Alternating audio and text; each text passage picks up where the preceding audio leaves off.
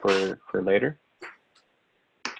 And so first I want to start off by welcoming everyone to our virtual Zoom meeting. We've been hosting these every other week with NorCal CCIM and SoCal CCIM combined. We have about 400 members. And Helen Chong, we're very excited to have you on here, and thank you for everything you've been doing and for your participation. And so thank you. Thank you for having me. Yeah, absolutely. So let me go ahead and get this thing started. All right. Just want to start off, as we do always, by sharing the mission statement of CCIM, which is the mission of CCIM Institute is to elevate our members to the highest levels of success in the commercial real estate profession. And that's exactly what we've been trying to do here through Zoom. And we've been trying to get in, bring in the experts and try to make this as active as possible with all our participants, so everyone could get on here and get a better understanding on how everyone could figure out how to navigate themselves through this COVID experience. I know a lot of businesses have opened over the weekend, and there's a lot of new activity, which is really exciting. And so, but still, we're still trying to figure things out as we proceed. And so, want to share also CCIM.com. It's a wonderful location to find some resources in case you have any questions on legislations or anything else that's happening currently in our world. Again, just want to welcome Helen Chong, our NorCal CCIM president. Helen, would you like to tell us a little bit about yourself? Sure. So my name is Helen Chong, and I'm the founder of Halen Group. And our company, actually, we do residential all the way to commercial. Our main objective is to help our homeowners to build their real estate portfolio. So we're really proud that we were able to help a lot of our clients going from a homeowner and all the way to an investor owning hundreds of apartment units afterwards. And also, as a NorCal CCIM chapter, we have about 250 members right now, and we the coverage is like including Sacramento, Bay Area, as well as Silicon Valley. We're really excited because typically, well, before this pandemic, we actually have over 30 events per year. So this year, even though with this pandemic, we're actually probably going to have even more than 30 events, because now we're all on Zoom every single week and trying to bring in different events, different topics for our membership. So we're really, in a way, I think it's a blessing in disguise, because now we're able to connect with a lot of our members, even though we stretch through a really large area, and now we're even doing events with you guys in Southern California as well. Yeah, no, it's been great, and I would have to echo that as well. And so through Zoom, it really feels as if there's been an opportunity to expand our reach and really utilize technology, because it's certainly changing how all of us are doing business right now. And so in regards to SoCal CCIM, we got about 150 members. Our area, it covers all of Orange County along with Inland Empire. I'm the president of our SoCal CCIM. I'm an industrial broker with Asheville Associates, and we've been doing a lot of events, like you said, Helen. It's been a lot of fun. And so, Helen, would you like to introduce your leadership team? Sure. So our board of directors, we actually have about 16 people, and including our leadership team here, executive leadership team. So Aziz Khatri, he is our past president, and then of course myself, a current president. We have a Tim Tran, he is our president-elect, as well as Tim Tukalski, who is a CCIM as well as a CPA, and he's our treasurer and secretary, and Teddy Swain, technology officer. And these are our sponsors. I mean, as we keep talking about, like, without our sponsors, our chapter really wouldn't be able to put out so many different events. So we really appreciate that. So we have our platinum sponsors, Sensiba San Filippo. They are a CPA firm. And we have our gold sponsors, Heritage Bank of Commerce, CREXi, which Blake is our sponsor, Vanguard, and also Chase. And we also have our silver sponsors, Business Finance Capital, as well as Chicago Deferred Exchange Company. And also want to give recognition to the board of directors for SoCal CCIM. There's no way we could do the things that we do without all of their expertise and their knowledge and their insight. And so we want to thank all of our board of directors, and also want to recognize our sponsor. And actually during this time of COVID, and we've been able to increase membership and increase sponsors. And so if you recognize a new sponsor there, Helen, we have a Small Business Finance that came in as a platinum sponsor. Other sponsors are CoStar Group, AAR CRE, Asheville Associates, Asset Preservation, Baker Law Group, Coast to Coast Escrow Services, Platinum Wealth Group, and Fidelity Bancorp Funding. And so just want to give a big thank you to each of our sponsors, because there's no way we can do the things that we do without our sponsors. And so if anyone has any questions, please go out there and support them, as they've been supporting our chapter as well. And so today's discussion is related to technology. And so we want to make this as interactive as possible. We do have several participants on the phone. And so if any participant has any question as to you want someone specifically to answer from the panel, or you want to come in and you want to answer live, we certainly have the ability to do so, through this platform. And so just wanted, again, thank each of our panelists, Andrew Bermudez, Blake with CREXi, Grant with Levitate. Thank you so much, for your insight. And so why don't we start off, and Andrew, why don't you tell us a little bit about yourself and what it is that you do, and tell us more of who you are. Sure. Former broker with Lee & Associates. I was there from 99 to 2012. What made me successful is I was a self-taught programmer when I started at Lee. So within a few years, I became vice president, then a year and a half later, senior vice president. Made a lot of money, was top 5 of the top 10 in the Irvine, California office for over a decade. And I left in 2012 to go start dabbling in technology a little bit. And about 4.5, almost 5 years ago, we started Digsy, with the help of some of the early LoopNet guys and the board member of Zillow. We saw that LoopNet was going to present some challenges for the industry. So we came in and basically started building a platform to put tenants, principals in touch directly with listing brokers and listers so that they can double in more deals. Well, we like to double edge them. Thanks, Andrew. Blake? Yeah, Blake Atula. I'm a former broker myself as well. I've been in commercial real estate for 6 years now. I did office leasing and sales out of Sacramento up until March of last year when I joined CREXi. And much to what Andrew said, we just kind of looked at the landscape of the industry, saw that, again, LoopNet is going to present some challenges, the CoStar LoopNet group there. So what we're trying to do is really kind of utilize machine learning and AI to be a matchmaker between buyers and tenants and sellers and landlords.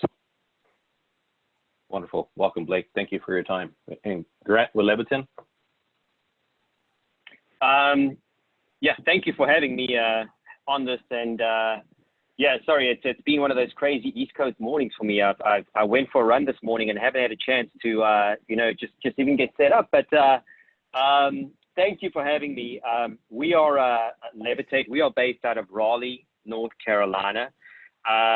Probably the only one here who doesn't have, the background that you guys have. I'm more of a tech guy, been doing that for most of my life. And our past company was ShareFile. You may have heard the name. It's a file sharing company. We sold that to Citrix. And we then started Levitate, basically about just over 2 years ago now.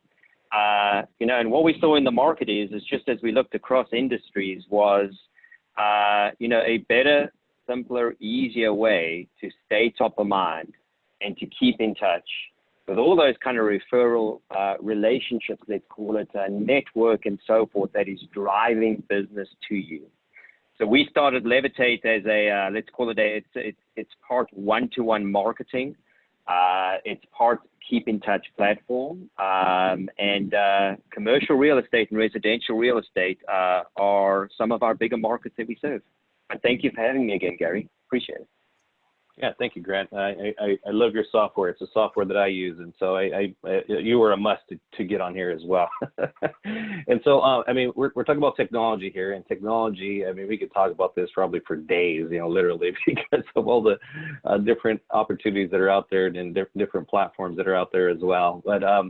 But this is a question for each of you, and each of you have made different answers. But Andrew, why don't we start with you? And how should we be using Digsy, and what other platforms, should we be looking at as well to help increase our business? Now, majority of all the people on this call are commercial real estate brokers. We do have a handful of lenders, some attorneys, escrow, so all the walks of life in the commercial real estate industry. So as we are thinking about technology, and I know your platforms, especially with CREXi and Digsy, are set up for commercial real estate brokers.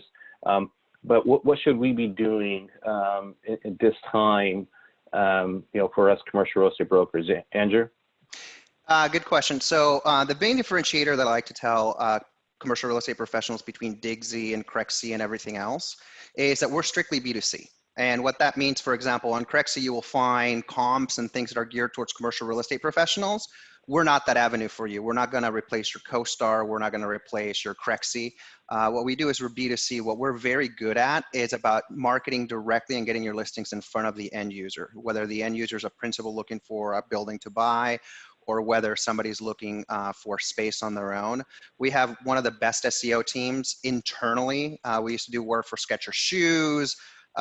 We used to do it for Applebee's, IHOP, etc. So whenever a tenant's using the language that a tenant would do, not what brokers do. For example, brokers will type in, industrial building for sale. That's not even what a tenant or a buyer would do. They probably put commercial property, warehouse, and things like that. So we optimize to be able to really cater to 80% of the unrepresented people that are searching they're starting their search on Google to get your listings in front of them. A lot of the times when you start looking for commercial real estate, you'll see the usual suspect right at the top, and then you'll actually see Digsy.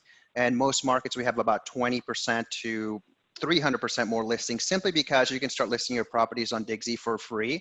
If you find a need to get more exposure, or for the Digsy platform to push your listings, we use a lot of intelligence internally too. I don't like to throw around terms like AI or machine learning. No fault to you, Blake. I think it's awesome that you guys do that, but our target market, which is a lot of brokers that don't understand tech, but they want to leverage it.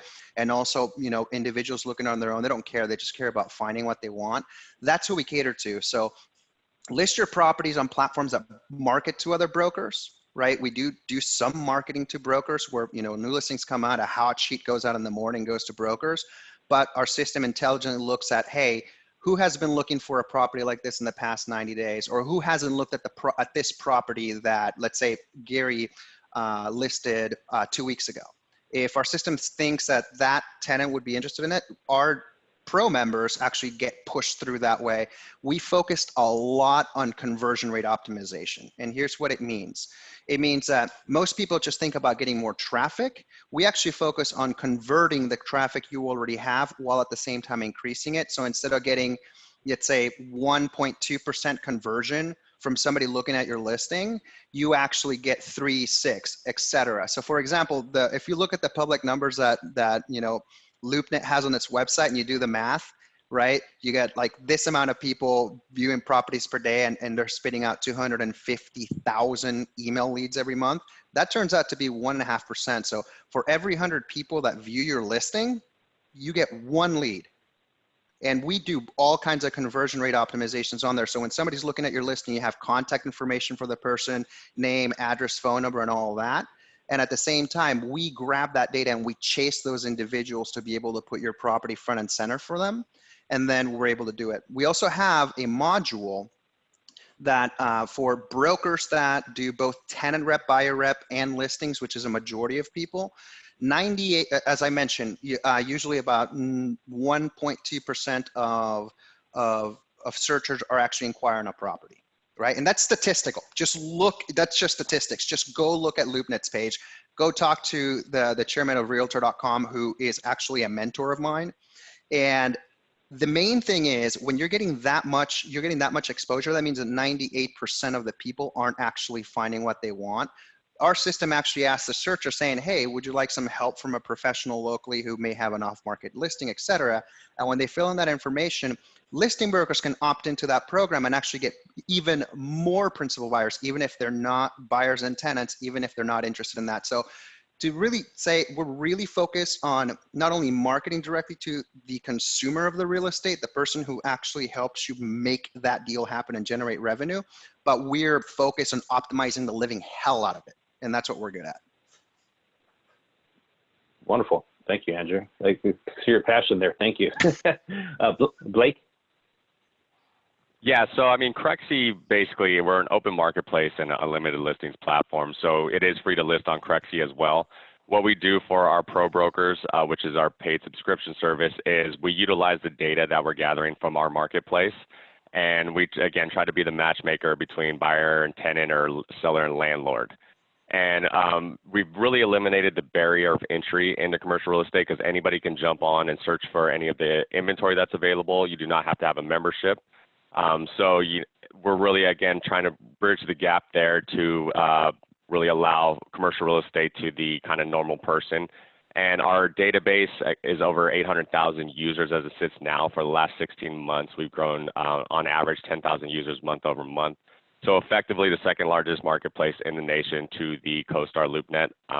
And again, the biggest differentiator between us and them is we are proactively marketing to our database on our brokers' behalf, and then it's an open marketplace. So again, there's no, we do not charge buyers or tenants to any capacity to jump on the site and search for any of the inventory. So we're more than just a listing service because we have that platform capability, and we're wrapping around to kind of try to be the end-to-end solution now with our data arm to now we've rolled out comps and historical property records, and we're really in the V1 iteration of that, and that's only going to grow as we kind of move on and move forward here. Beautiful. Well, thank you, Blake. Grant? Yeah, it's good background. And I think, really as I just step back and I look at, just our time working at our prior company with commercial real estate, looking at our time now with Levitate, it's always been about, like, when you look at just any small, medium business, it's always been about staying top of mind and keeping in touch. And I think, it's been a really, just kind of tough series of events in the last, the last 3 months that, the industry has been through, which even drives that greater need to ensure that, you're staying top of mind and keeping in touch. So the way that Levitate works is it is a platform that is able to, bring in all the key contacts that you care about, be it current, past, centers of influence, all these types of contacts.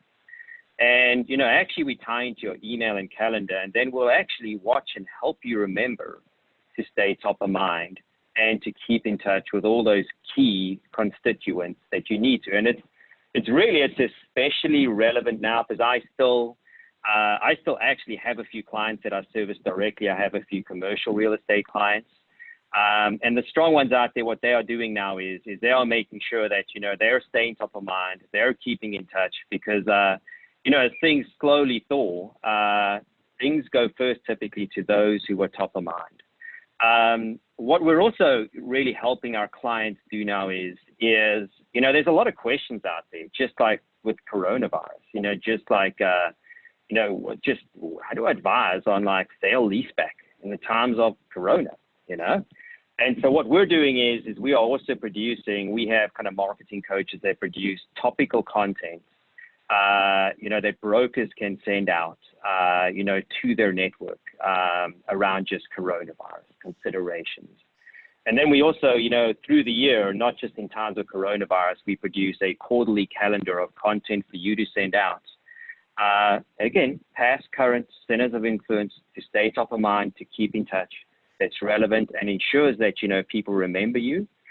And, when they do, they will reach out to you. And the way that we do it too is the engine is because we tie into your email and calendar, we actually, if you send something, sale leaseback guidance to, 30 contacts, we actually will send 30 individual emails out through your sent items. So it looks like you sent 30 individual emails to them all. So the view open rates of our engine are dramatically higher than industry standard, which is typically 23% view open rate. We're at about the 40 to 50% range.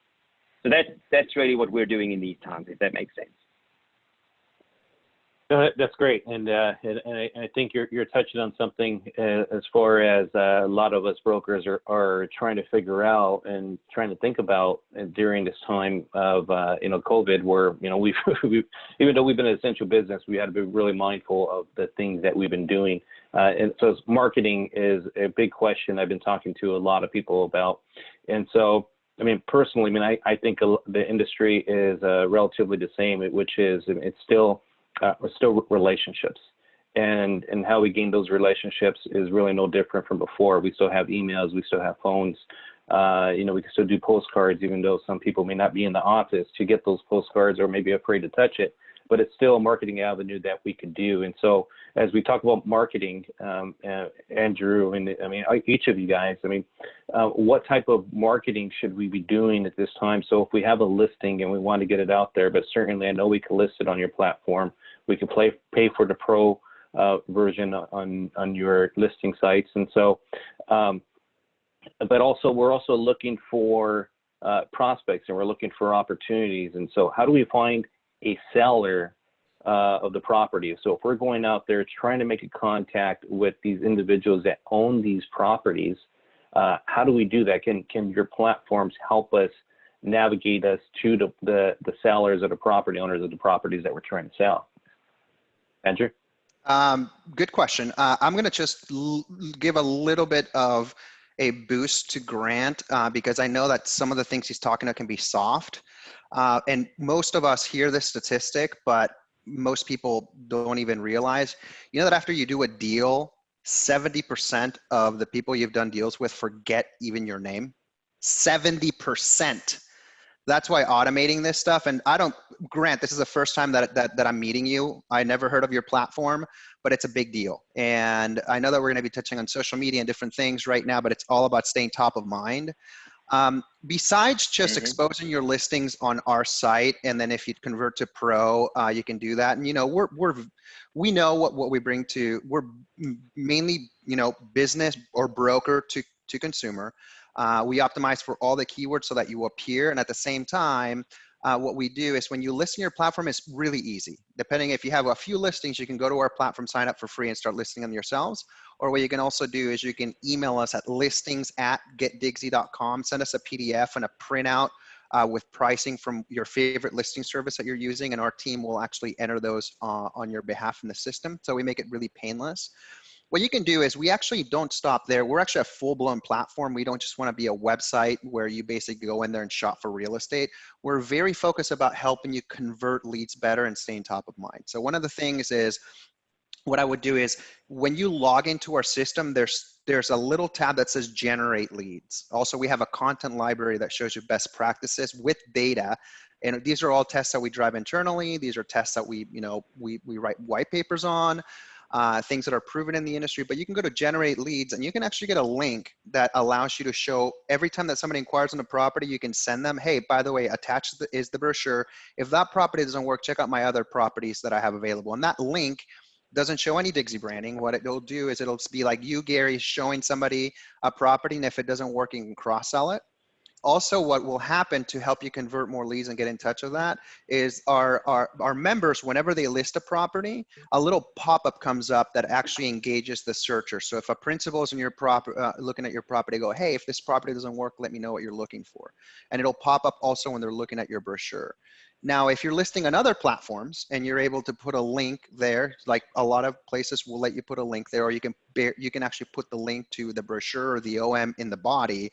You can actually grab a Dropbox link and drop it in our lead capture.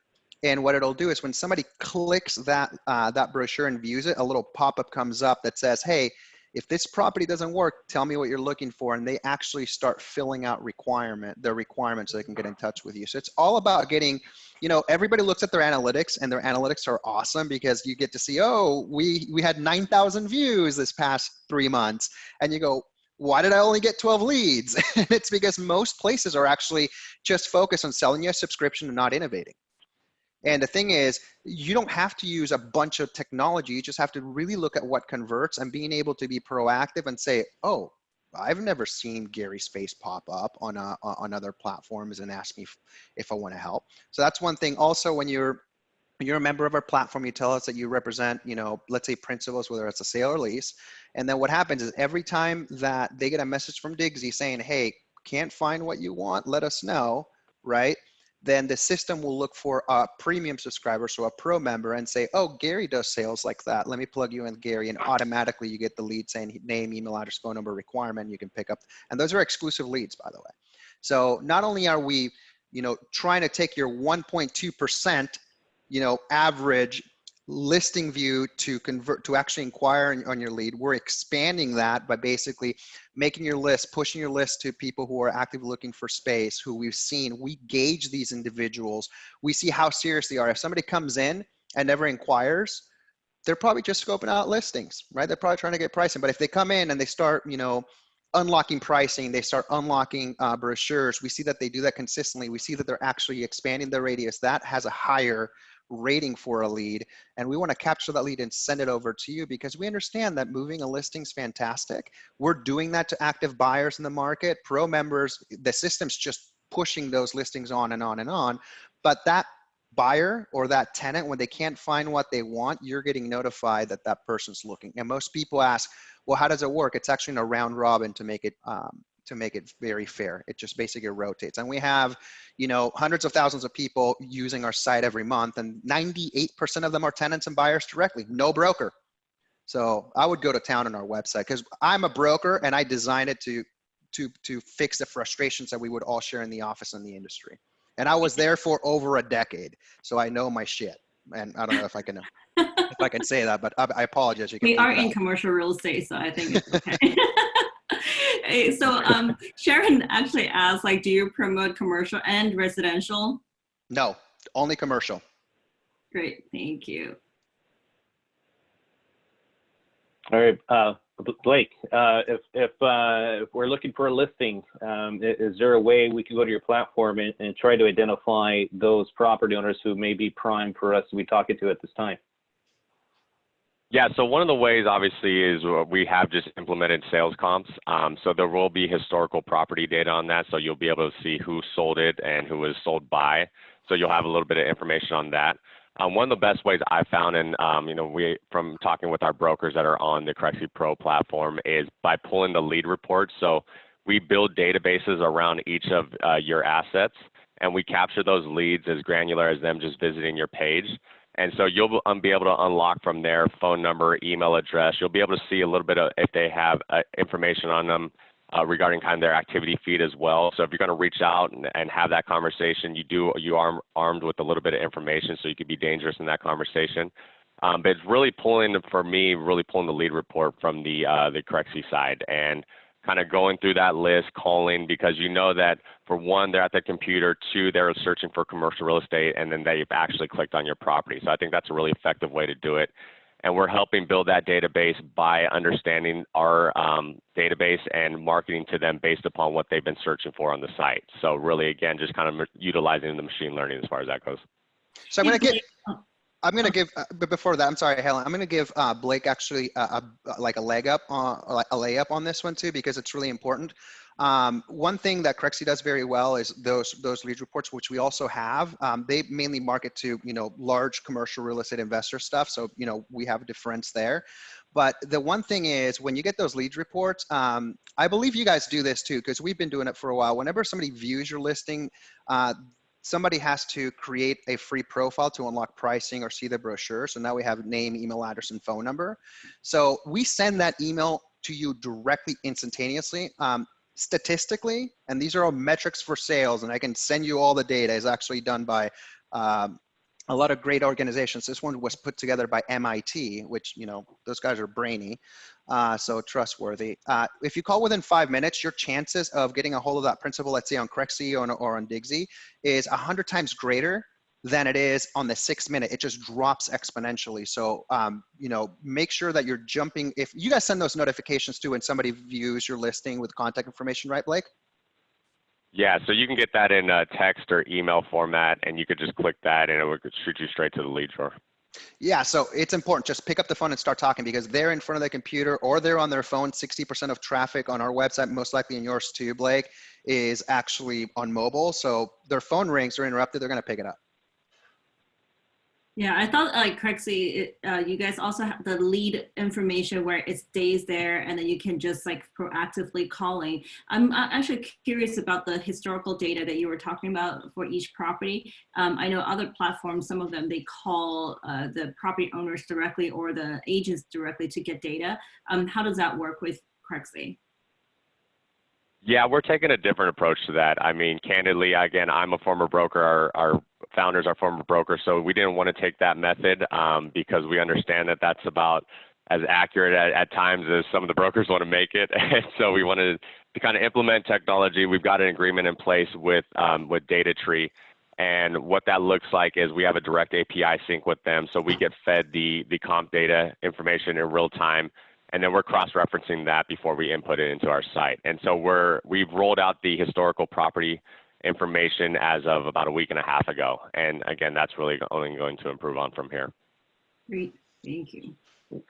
So Grant, okay, so Andrew and Blake, teed us up as far as prospects looking at our property. And we have some wonderful data on the prospects that are looking at our property. How should we be staying on top of them? How do we stay on top of mind? How do we nurture that relationship? How can Levitate, or what should we be doing just in general to help increase that opportunity to make a transaction transpire with that prospect that's been looking at our property? Grant? It's a great question. So, it's if you look at the way that Levitate functions is what we're going to do is if you think about the concept of prospect, really a prospect it's as broad as, the majority of your professional network at times. You may have some centers of influence and so forth, but it's pretty broad. So what we do is when we connect you up to Levitate is, many times we find there's spreadsheets with past owners, past tenants that you've dealt with. Many times when we import, we'll import emails and we see contacts, we'll import the contacts from emails. We'll see, and we have this kind of innovative little tagging game where you can tag as prospects. We see many prospects there. The key thing is what we then do with you is we kind of categorize, the different, kind of prospects that you're going to be dealing with. Just simple categorizations, warm, cold, hot, whatever it may be. We can categorize them. And then what we do is we set up what we call the in touch cadences, where you will say, I want to be, let's say I've got 300 prospects. Maybe I have 100, maybe I have 50, But what I want to do is I want to make sure that I'm touching these once every 3 to 6 months. And we actually then, for you and any agents, brokers that you have, will set up these keep in touch frequencies where, at a defined cadence, you are keeping in touch with them. And if you are not, what we'll do is we'll remind you that you're not staying top of mind and keeping in touch. And so what we're also doing is we're also helping you write this content. Keeping in touch is there's an art to keeping in touch in itself. I never personally ask for anything in return. It's kind of always an outreach where I am giving information and I am providing value. So we write that content with you. And, we basically also, what we can do is we simply write it and we will send it to you for your review and approval. And you just simply then send it out. And remember, it's about also it's just prospecting is not easy, but as long as you are doing it, like we like to say, with at scale, but with authenticity, with the one-to-one marketing engine, where if you're reaching out to 30 at once, what we can do is just, and it could be something as simple as hey, yes, some advice on sale leaseback, whatever it may be. What we do is, remember, we're sending individual emails out. So each through your sent items, so each of those individuals think that they're getting an individual email from you. And that's kind of one of the big keys to the system and the approach that we take is that authentic feel via the one-to-one marketing engine. If that makes sense, Gary.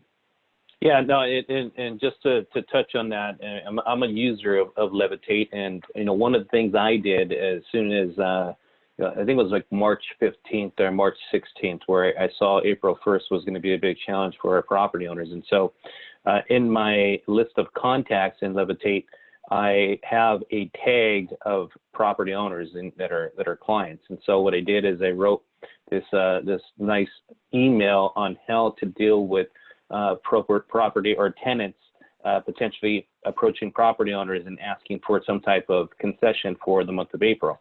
And so I kind of laid it all out by bullet point as to how to handle that situation. And so I shot it out to all the property owners, and I had 100% open rate. And I think about 80–90% responded back to me. Again, granted, I mean, these were my existing clients, but I think as far as an open rate and the response rate, if I would have just shot that out as a blanket, I mean, the open rate and the response rate would have not been there. And so it allowed me to add a personal touch to each of my clients, during this time, especially the time of need. And so, and then I got a lot of phone calls back from those property owners saying that, hey, Gary, thank you for this information. I didn't even think about, the SBA. I didn't even think about, blended and extending leases.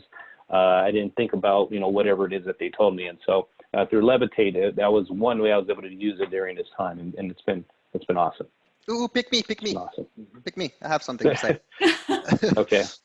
I'll pick Andrew. I'll pick you. Go ahead. Just really quick. A big hack that we use internally. So here's another sales statistic. I love data.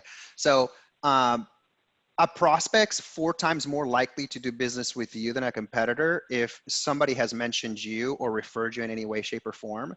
In those emails, like if you were to send that out, I would just tell, if most of these guys like are on LinkedIn, go, hey, we know a lot of people are going through this in the last line. Can you please click here to share?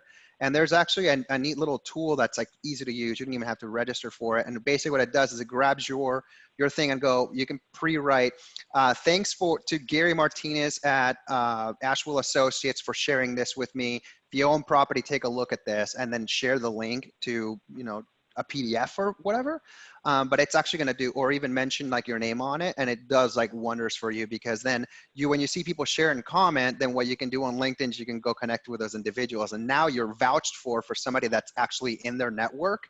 If anybody wants to know what this tool is, I got to find it. But if Gary, if you put my contact information on the video or the materials you sent, I'd be happy to reply with a link to that tool. But I will always add something at the end so they can click, and it immediately just pre-formats everything on LinkedIn so they can share it. Don't do Twitter, don't do any of that stuff, because your audience, unless it's other brokers who are, early adopters, are probably not on Twitter or any of that other stuff. If you guys don't mind, if you guys can type in your contact information on the chat box, and that would be helpful too for a lot of people. Sure. In contact with you guys. Yeah, I've been seeing some things on chat, and so it seems as if there's definitely interest of the three of your properties and the services you provide. So yeah, that'd be great. And so now one thing, we did a poll last week of our members, and the poll was basically asking everyone as to what platforms or what new marketing things that people are doing during this time, or are they doing trying to get better at. Number one thing that people were doing more of at this time was social media posts. Number 2, and this was a tie, more postcards were being sent out along with virtual tours. And so I know with postcards, I don't think each of you do anything with postcards, but as far as virtual tours, so if someone has a listing and they want to post a video tour, a virtual tour, does your platform support that? And if so, how can someone find that information on your platform? And Gary, let me ask one more question, is that from your platform, what do you see that will attract more opening rate? If like somebody has a virtual tour, will have more opening rate, or do you see there's no difference at all? So I'll take this one to start with, and then I'll pass the ball over to Blake, because he is probably way better looking than I am. So I want to leave the best for last. So the one thing is, we offer actually Matterport tours and virtual tours. It's a new thing for us, but we have individuals. What we see is a lot of people with big buildings where the budget seems to make sense for them to do that. We are seeing some interest from landlords that have in-house leasing, right? Can't name any names, but they're doing that. The statistic out there is usually properties with like virtual tours, like a Matterport, et cetera. The statistic out there in the industry is that they generate about 50% more tours, like physical tours. So that's huge. The main problem that has been is, depending on the type of property, if you're a leasing broker and you've got maybe a 25,000 square foot plate in the building, or let's say a 40,000 or 50,000 square foot footprint, the commission has to make sense, because keep in mind, you're not the landlord. You're only pocketing 5% of the entire value of the deal. And the dollars you generate have to be able to justify the expense of a drone video, et cetera, et cetera, et cetera. That's why you see them done for larger transactions. But if you have a multi-tenant park and they're all like 1,500, 2,000, 5,000 square foot, you probably need to get your landlord to contribute. But we offer those services. It's not something we've been slowly testing. It's something that you don't see us, really putting on our website, but we've been communicating that to individuals. We've had several tours. Activity is greater. I'll tell you this. Just the simple fact that you have more pictures on your listing increases the engagement with the listing and the likelihood somebody's going to contact you. A brochure, even further. And more importantly, if you have a good description, even further. Now, what we've seen is with the ones that have, YouTube videos or video tours, et cetera, like that, they tend to perform even better. Because you're saving so many times, like shopping on Amazon, right? You're basically looking at everything, looking at pictures, but you actually have to go into the inside and scope the outside. But cost is a big problem when it comes to a majority of the market being smaller. So it makes sense for, like, Gary, for example, he does a bunch of multi-million-dollar deals. That's why he's probably president, because everybody loves the guy, right? And I love him. We're both Hispanic, so I've got a bias. But the one thing is, it's cost prohibitive for a lot of people, but we do offer them, and they do get a lot more engagement. And simply because it's just common sense, nobody really wants to go spend time looking at a building. If you can do the pre-qualification on there, the problem is cost to be able to make that happen. We will see it on bigger buildings, and on smaller buildings, it's going to be, it's going to take some time to get the cost down. I think it's one of those tasks that we're going to have to outsource to robots to be able to get that done. Was that the whole question, by the way, or did I miss it? Because I remember you saying something else about social media, but I might have missed that. We'll come back to social media, but Blake, virtual tours, is that something that that CREXi is able to handle, or is it on there already? Yeah, we have that already, and I think, as Andrew mentioned, I think cost is going to be the biggest hurdle to start. But one of the things that we noticed, we saw activity in the first 3 weeks go increase by about 200% on our site. And brokers were immediately calling us when this shelter-in-place started to happen to ask about the Matterports, about the drone videos, about the YouTube footage, if we could put those on there. And we do have the ability to host all of that. I think from a cost perspective, though, it is a good investment, because as we move forward, I think people are getting more comfortable with technology and just being able to view the space kind of from, the comfort of your office or your living room, and at least get that initial maybe tour out of the way, so that they don't have to fly kind of across the country or make that plane trip. And so I think people are going to get more comfortable with it. And from the standpoint of being able to save money by traveling and whatnot, it might kind of null out at that point and allow a lot of the users to do the touring and do kind of their initial contact through the site there. Wonderful. Grant, anything to add about if we have a virtual tour, if we have a video tour, drone video, I mean, should we be putting that in the email, and should we be sending out that long link, to people, or should we be shortening it with Bitly or something else? Don't even show the link. What you should do, though, is, I'm sorry, Grant, but what you should do is grab a thumbnail with a play button in it, and then just highlight the thing and just link the picture. That's what you do. And actually, video email, if you see the stats for big accounts, when me or Bob, who Bob Osbrink, when we're trying to tackle large accounts, that video, like, it's just the engagement of the responses. We locked in a big paying customer through just a video email. And there's tools out there like loom.com, like LOOM.com.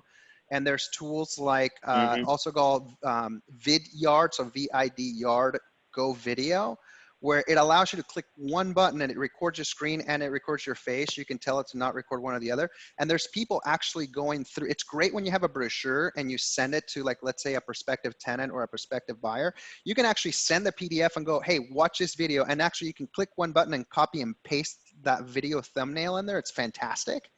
And what it'll do is now you're walking them through the brochure saying, hey, here's the truck well, here's where here's the excess land. And it's almost like you had a one-on-one meeting on demand, and it just increases the salesmanship and marketing of your property. So check out Loom and check out Vidyard Go Video. It's going to change your life.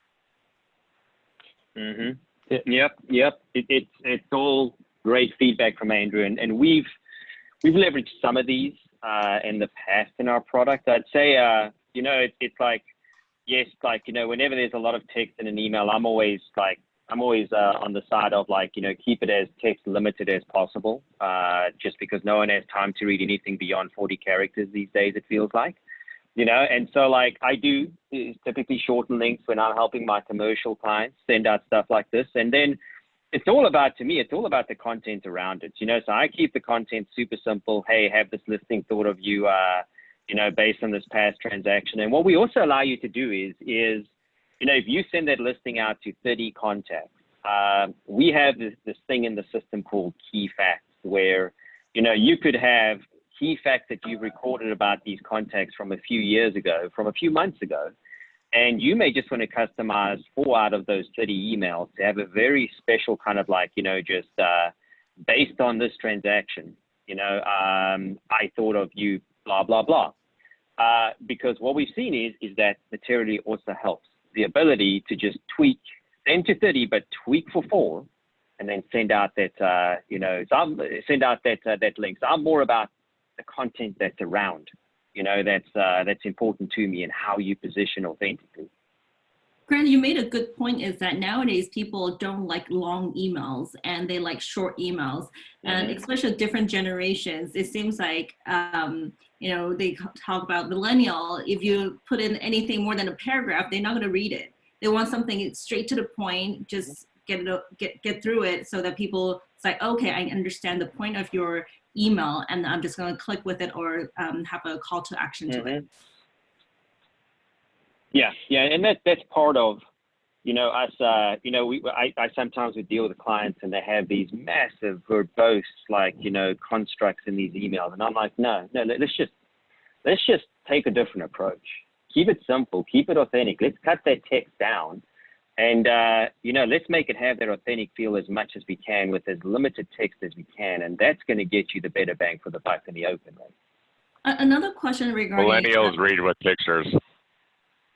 I'm sorry? Millennials read with pictures. Exactly. I was just about to say, and millennials, they like videos. If you have a video on there, they probably will click on it just to listen to it. But then again, your video has to be less than 3 minutes, or maybe even 1.5 minutes long. Otherwise, they're going to listen through it to the entire video. Actually, you got to look at the point. We've tested a lot of things in our sales outreach. And also simply because we have different copy that needs to go out to the tenants matching the listings of our pro users. So we have to make sure that they open and they take action. So what we love is, like, usually 1-2 lines, like, hi, Helen, this matches your search. Check it out. Let me know what you think. Check it out is linked. Yeah. And then you got it. And it's usually coming from the broker or somebody who deserves the response, right? It's huge. And then if you're going to have something that is, you're typing in long paragraphs of text, they're going to skip and they're going to come back to you're not going to get the immediate action where you want somebody to respond, so that you're able to say, okay, I sent 10 emails, this person's interested, or we sent 100 emails. All you want is the call back. Now, if you're in the middle of negotiating a deal, that makes sense. They're already in bed with us, right? They're already in the boat. The ship has sailed. There's nowhere to jump unless there's the shark infested waters. So they have to read that thing. But when you're actually doing salesmanship and doing openers, you should treat it like an opener. All you want is for that person to go out to coffee with you, the movies, or go grab a burger. So that's what you need to think about. Is it's just like dating. You need to make it short, simple, and sweet so people can process and respond right away. The longer the thing, the more you make me think. Don't make me think.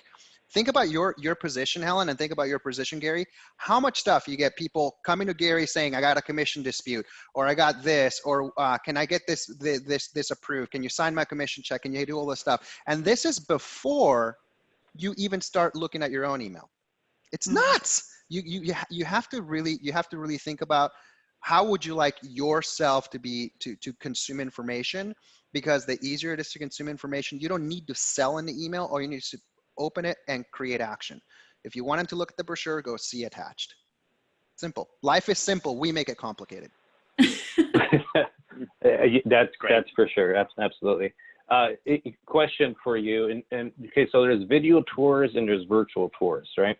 So a video tour is where someone will get a camera or even a drone video, and you walk them around this property, and you'll be talking in that video. A virtual tour could be like a Matterport, you know, where it allows a person to go click and go see the property, you know, as they want.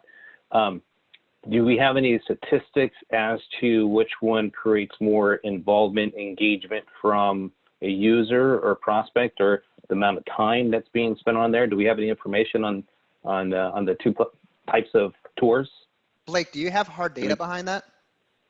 No, I don't have any hard data behind that. I just have anecdotal data. I rather go myself than hear somebody talk and wait for them to pan, because I have more control over the floor plan, but absolutely no data. It could be that I'm just making crack. I'd agree. I think me controlling the tour is probably better. But we don't have any hard data to back that. You know, it's quite interesting because we do both residential and commercial to multifamily specifically. And we, on the residential side, obviously the marketing is always a little bit more, I guess, like ahead of commercial real estate. And we used to do a lot of video tour, and people tend to click more on video tour before, but then as soon as this pandemic started, literally everybody is asking for the 3D tour. We had this 3D tour technology for years. We've been using this for years, but people don't ask for it until literally like 2 months ago. And that's when we started seeing a lot of consumers saying like, hey, do you have a 3D tour so we don't have to go out there to look at the property physically? And that's one thing we shifted to as well. You know, for all of our listings, is we started doing virtual tours. You know, and we have a link for each of the available units. Say a multi-tenant office building. You know, each of the units will have its own virtual tour. But Andrew, you were saying? All I was going to say is that it's going to be interesting to see, because we're kind of like, we've been forced to adopt technology with the pandemic.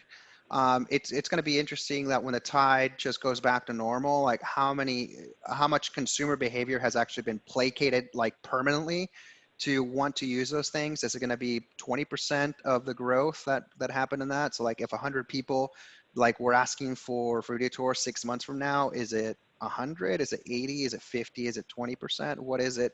It's going to be really interesting, but I think this has forced a lot of people to see the value of that. A lot of these technologies and innovations are saving time, especially when you're in business or you're looking at multiple acquisitions, et cetera. It's especially convenient. The biggest problem that you see is, Helen, you touched on something very important, which is residential tends to be ahead of commercial real estate. And I agree, but what we don't look at is we don't look at the economics. You're selling homes for an average price of $600,000. Your commission justifies the drone video, the video tours, the photo shoot. You're leasing a 1,500 or 5,000 square foot building and you're going to make $10,000 before you split with a house. You don't have that. Now in residential with these apartments and things like that, what you see is, you know, you're working for the landlord wants it rented, and they can basically with 1 month's rent, they can wipe out all of the costs and get superb marketing, 3D tours, et cetera. So the problem with commercial real estate is for, you know, a unit, like the brokers only make 5% of stuff. It just doesn't justify. They end up losing money a lot of the times when they're doing these deals. So that's why I highly believe that in the smaller deals, when somebody cracks this nut, a lot of the transactions, the brokers don't want to deal with them anyway. They're already missing, right? It's very small percentage of brokers, maybe individuals that want to learn the business that are focusing on that. I'm going to be Gary Martinez. I'm going to go after the $10-15 million deal. I'm not going to go and lease 1,500 square feet to make $300 a month. So that's the big differential, is the economics. And like, imagine, put this into perspective. Imagine if that residential agent went and did all that work to lease out an apartment to get 5% of the total value of a 1-year lease. That's exactly what a commercial real estate, the problem is. I absolutely agree with you. And then I think it goes back to, depends on how much it's going to cost and how big the deal is.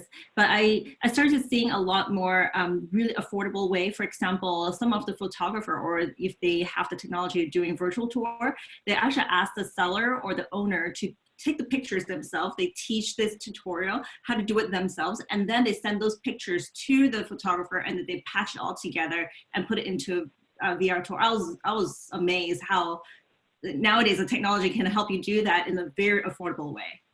Yeah, but think about commercial real estate, right? Are you going to get some guy at Blackstone doing that for you? He's in New York. She's in New York. I mean, you think somebody at the Irvine company is going to go do that for you? No, they're going to rely on you, the vendor. So it's complete different dynamics. There's just a lot more houses that cost a lot of money. There's fewer buildings that we get to sell. That's why there's such a limited amount of commercial real estate professionals in the U.S. So as we had a question as far as leasing information. And so do your platform support leasing, biz ops? Do you do anything with leasing? I don't understand the question, Gary. Can you Yeah, leasing. So if a broker has a property available for lease, I assume we can put it up on Digsy and we can put it up on CREXi. That's right. We do both. So from day one, we've supported both sales and leasing. Yeah, same with us. We're going live now on Lease Pro, rolling out June 1. So it's going to be very similar to the sales side and what we're doing as far as the proactive marketing, the lead reporting, and all the lead drawer and everything. But we have the second largest lease marketplace in the nation right now. So what about lease expiration dates? That's huge. Any lease expiration date that you could help us with? Go to CoStar. That's going to be a tough one. Yeah. And by the way, here's one thing, Gary. Everybody wants lease expiration dates. If that data is out there, which it has been for years since I started in '99 in commercial real estate, everybody's calling on them. You have nothing. It's better to do what Grant was mentioning, which is basically stay top of mind and market and create a personal relationship with the individual, and just make sure you're not creating it with like a small tenant. You're doing it with a large tenant if you're doing that, because the economics don't make sense. It all comes down to math, not even science. Just make sure you're prioritizing correctly. For every dollar you invest in anything, you should be expecting to get at least $2, but $3 or more dollars out the door from whatever you're doing. Don't even touch a task unless it's going to yield that. So with social media, how, I mean, there's been a big uptick in social media. I know on my LinkedIn page, I've been getting a lot more people looking at my stuff and making these requests to connect. And so how should we be connecting or utilizing social media to help us stay top of mind during this time? Do you want me to take that? Because we do a lot on social media. Go for it. So yeah, at least in commercial real estate, LinkedIn has actually crossed that chasm where like you had the early adopters, 7 years ago, and now actually brokers are actually using it, and they're using it to share information, connect with people. It's a fantastic way to add all your past clients and be in touch and out of reach. So, and there's things that you can do to automate it, but you want to be genuine. I would be adding you can actually pay for LinkedIn and be able to look up all of the people in commercial real estate who are in acquisitions and different things, et cetera, and add them, send them a personal note. But then the great thing is every time, all you have to do is post one a day. Maybe you go and grab that article you sent to or those bullet points that you sent to your customers. And then basically, because everybody you hooked up with is a past client, other brokers, make sure you're not protected that you do other brokers, because they will refer you deals if they get to know you. And whenever they're commenting, that's why you only post once. We post multiple times a day, but on LinkedIn, it makes it so easy to like post once. And we're still getting like messages and comments from posts that we posted, you know, let's say, and these are just like thoughts, opinions, sharing an article, something that, you know, might freak out landlords, like, you know, nationwide getting rid of 20 offices, only keeping 3 because the work from home experiment's going so well. And then just put your thoughts in it. And we posted this 3 weeks ago and it's got 15,000 views, a lot of them, and we're still keeping in touch. So that visibility helps. Twitter is definitely something that a lot of the hardcore brokers, I actually embraced Twitter before I was becoming more active in LinkedIn. I've been on Twitter since 2000 and I don't remember, 2000, before 2007 or 2000, between 2007, 2009.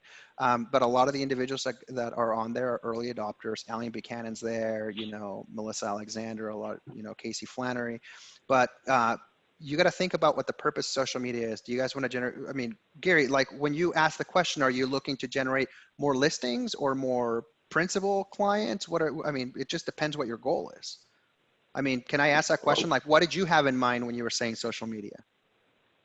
Well, I think presence is what I have in mind. It is maintaining that presence of, and my belief and thoughts is that we have to have, you know, almost a full package, you know, because if we are making calls to a prospect, for sending email marketing, we're doing video marketing, you know, clients and prospects are going to research us, right? And they're going to use the tools that are available to them, which is, you know, jump on the computer and let's look at their website. Let's look at LinkedIn. Let's look at, you know, Instagram. Let's look at Facebook.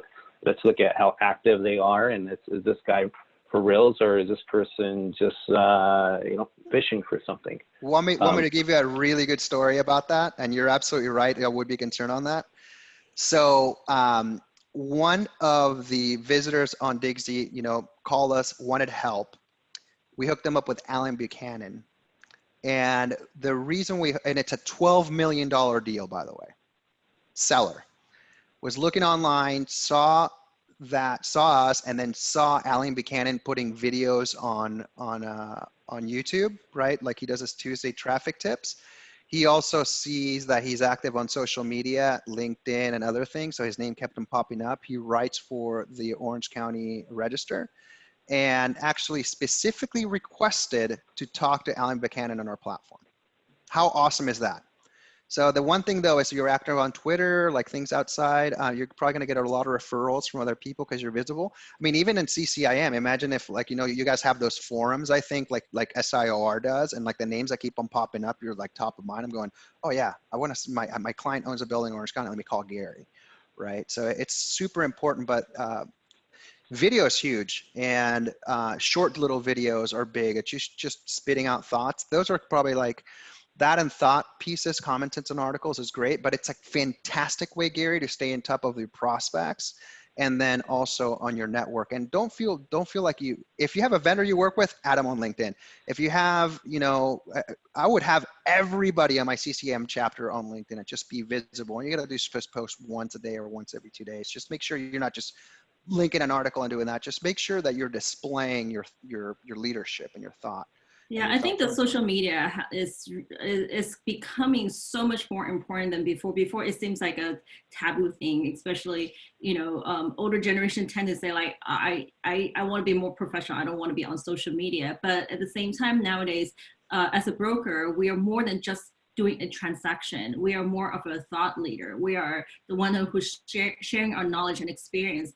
So when somebody see your name and type your name on Google, what do they see? Can they find you? If you're not present on the internet, what are they going to think of you? So I think that is extremely important, especially, to be honest with you, probably more than 50% of the agents out there, they are probably not with a big company, they are independent brokers or with the smaller companies. So as we know that most of our clients work with us, it's not because of the company name that we're tagged with, it's because of us, how experienced we are, and how trustworthy we are. So the more present you are, the better it is for it's Helen, it's free advertising.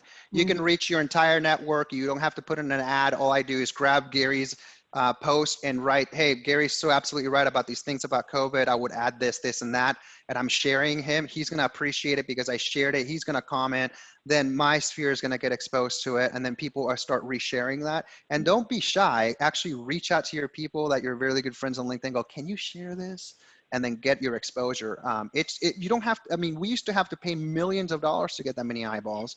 And, you know, you're getting, imagine that. I remember I mentioned one of their posts. It was just like us commenting on an article, 15,000 people. I can't talk to 15,000 people in a month. It's like the math doesn't make sense, but it's free advertising. Totally. Totally. Blake, one thing you mentioned as far as millennials, you know, seeing stories or seeing stuff through pictures. And when I think of pictures, I think of images, I think of Instagram. You know, is that something that we should be utilizing at this time, or does it depend on the age of the broker? No, I think what Helen touched on is really important. That is becoming less taboo. And so just creating a brand and really delivering on that brand is like the most important thing. And as Grant was mentioning, just always trying to stay top of mind. And so social media is an easy and effective way to do that. And through LinkedIn, Instagram, just kind of posting, we're seeing that a lot more as brokers are now just posting their listings on there. And what they're doing, as Andrew mentioned, is just following everybody they know. So really creating that network, and then always just having something to deliver on, whether it's, you know, recent transactions, new listings, trends within the market, always trying to stay top of mind so that when somebody thinks of commercial real estate, they think of, you know, Gary, they think of Helen. And really just don't be afraid to be in front of a camera, because I think that really helps make the broker more personable and more easier to talk to. And we do things with CREXi now. We're doing like a pro perspective to where we have a round table like this with a panel of brokers. And it's just them getting in front of the camera, talking about trends within the market, talking about their listings, and allows the users on the other end to, again, to just really see somebody that they can kind of relate to and really bridge the gap there. Yeah, and then Wonderful. I think a lot of people just don't know how to do it. To be honest with you, I'm probably not as social before this pandemic, and then now we're always in front of the computer, so it's easy to just like make a comment here and there, to comment on other people's posts, or, you know, post something about our work or a little bit about personal life. People tend to like to see that you do have a personal life on top of your professional life. So it's not like constantly posting just listings, your deals, but also show them who you really are as a person. You're a mom, your dad, you know, and things like that. And we've done these Zoom meetings the entire time I've been at CREXi, but really as of kind of the shelter in place, this is the only time everybody started to turn their cameras on. And so again, it's just really creating that personal effect and knowing that the person on the other side of the phone is an actual person that has a life. So I know, Blake, I I've talked to you so many times. I've never seen your face until now. Yeah, exactly. So just for each of the participants, there's been a lot of wonderful information shared in the chat and a lot of different links. And so again, using technology and learning how to use it. On the bottom of the chat, you will see 3 dots. If you click on the three dots, you'll get some options right there. And if you click on Save Chat, you'll go ahead and save all the information that was in the chat box. And so you definitely want to do that, because there's certainly some good information that was shared on there. So, so with that, I'm looking at the time here. I want to go over some closing thoughts. And Andrew, you have any closing thoughts here? Yeah. So just don't make your life overcomplicated. Just get your properties in as many sites as possible, and just make sure that you're marketing it. It's not so much about the technology, but it's really understanding the why and what we should be doing based on the ROI that we get. We do, like I mentioned, one thing simple. If you guys want more direct tenants and buyers to dual and more deals, and you want to reach the consumer of the real estate effectively, we're your play. If you want comps and all that stuff, we're not your person. We're basically there designed to help you reach people on Google. We have phenomenal organic rankings on there, and we're really high, simply because that's what we specialize in, getting your listings in front of people. 80% of people start searching on Google and other search engines, and that's how we can help you. The other thing too is, if I'm just gonna say, based on our experience here at Digsy, if there was one platform to bet on in commercial real estate, it's not Twitter, it's not Facebook, it's actually LinkedIn. So I would definitely go with that. Thank you for sharing that. Blake, last words? Yeah, my sense and what I've really seen in the industry is that I really think the broker of the future is going to be the one that's adapting to all the new technology. Again, it's becoming less taboo, and it's just here to make brokers' lives simpler. I mean, what we say at CREXi is we're here to shorten the deal cycle and sell your deals. That's kind of plain and simple. And so we've really kind of created that end-to-end solution to do that. And just really, adapt to the new technology, use social media, stay top of mind, and create a brand and be personable. I think that's really important, especially for people that don't know you and are going to reach out and might not know too much about commercial real estate. If they're going to reach out for the first time, they want to know, again, that this is somebody that you can trust and do business with. Wonderful. Grant, closing words? Yeah, great. And it's great to be with you all. And thank you for having me again. You know, I think it's the simple act for us again of ensuring that you're staying top of mind and keeping in touch. You know, is really what it's all about. And when it comes down to our crazy world today, it's all about, do I have time, you know, to write the content? Do I have the time to do it individually? You know, it's about content and time.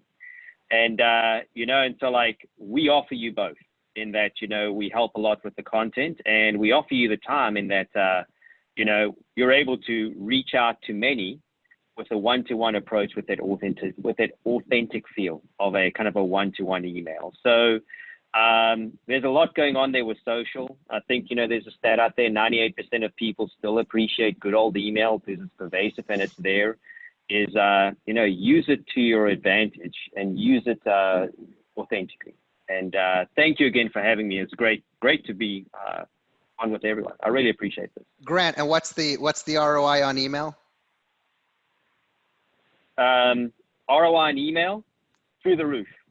$44 for every dollar invested. Use your metrics, people. Wonderful. Nick, Andrew, I'm gonna catch up with you after this. You have some great metrics. They're all public. Just search online. Sure. But I'm happy to chat. Yeah. Okay, so just for our participants as well, I mean, this is being recorded, and where you could find this for SoCal CCIM, and I know Helen is putting up on the location for you know, and for her chapter as well. But for SoCal CCIM, we do have a YouTube channel, SoCalCCIM.com, or I'm sorry, SoCal CCIM YouTube channel. You'll be able to find this information or this recording along with all the other recordings. And Helen, where could we find your recordings for NorCal? Same thing for us. So we post it on our YouTube channel as well. So just search for Northern California CCIM. You should be able to find it. Wonderful. All right, I'm going to go ahead and share this here. And so go ahead and close up the meeting. And so, there are our pretty faces right there with all the companies. And so, again, thank you all for participating in today's event. And so just also want to remind everyone, we have a reciprocal chapter membership. And so if you are a member of NorCal, or if you are a member of SoCal and you'd like to participate in either of the chapters, and so we're doing a reciprocal chapter membership is just $25. And also if you are a member of a different CCIM chapter and you'd like to participate in either NorCal or SoCal chapter or both, you know, just for $25 you can become a member. And so and those are the websites that you could go and find more information for each of the chapters as well. And with that, I'll go ahead and close off the meeting with a little quote here from Albert Einstein. He says, "Imagination is more important than knowledge. For knowledge is limited, whereas imagination embraces the entire world, stimulating progress, giving birth to evolution." And so with that, I just want to thank each of our panelists today. Helen Chong, thank you for everything you do. And this was a wonderful event, and thank you for your information. So Thank you for having us. thank you, everyone. Thank you. Have a great day. Bye.